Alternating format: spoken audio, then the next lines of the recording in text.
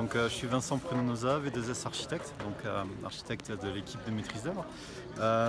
Donc le projet de la salle des fêtes de Vénarc, c'est un projet qui est pour nous un projet important au-delà de son échelle. C'est un projet qui est un projet de toute une commune, donc on a ce poids finalement, de cette pression de réussir ce projet. On a été accompagné tout le long du projet donc par les équipes municipales et notamment par Madame Mestan qui est très motrice et qui nous a beaucoup aidé dans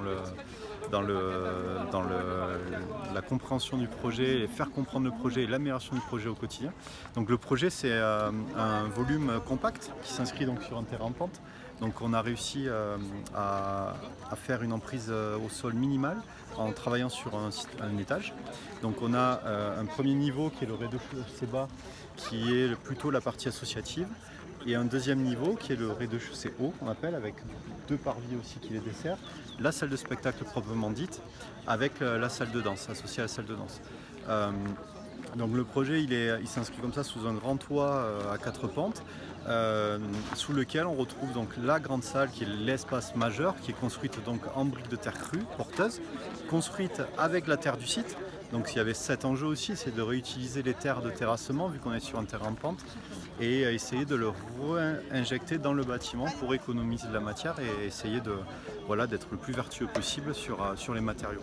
Donc la salle de spectacle elle va être construite en briques de terre crue, donc c'est ce petit échantillon qu'on vous montre ici. C'est des murs de 5 mètres de haut, donc qui sont en plus surélevés de 2,50 m, donc on va avoir des murs latéraux de quasiment 7 mètres de haut en briques de terre crue porteuses.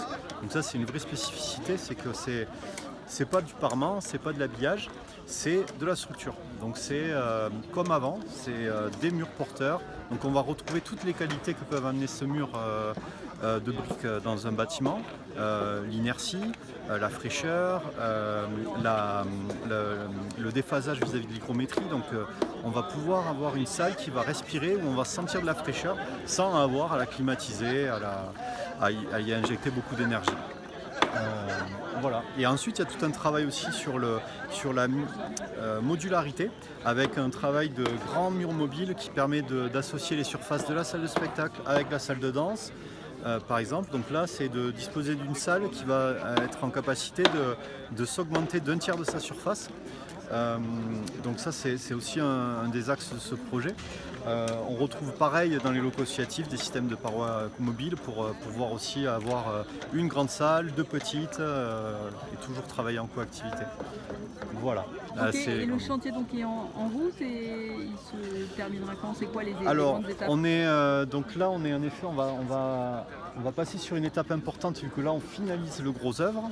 On va attaquer la pose de la brique de terre crue là dans la semaine, dans les 10 jours qui arrivent. Donc là ça va être vraiment le moment un peu important vu qu'on a 3 mois de pose de briques de terre crue. Donc ça va se faire pendant de maintenant là jusqu'en octobre avec les grandes parois grande hauteur. Et passé à cette étape, on va couvrir le bâtiment avec la charpente et la menuiserie. Donc ça c'est pour la fin de l'année. Fin de l'année, on devrait être hors d'eau hors d'air. Et la livraison devrait se faire sur le premier trimestre, on va dire début du deuxième trimestre en mai quoi, par là. 2023 donc. 2023. Donc c'est pour bientôt. Voilà, c'est pour bientôt.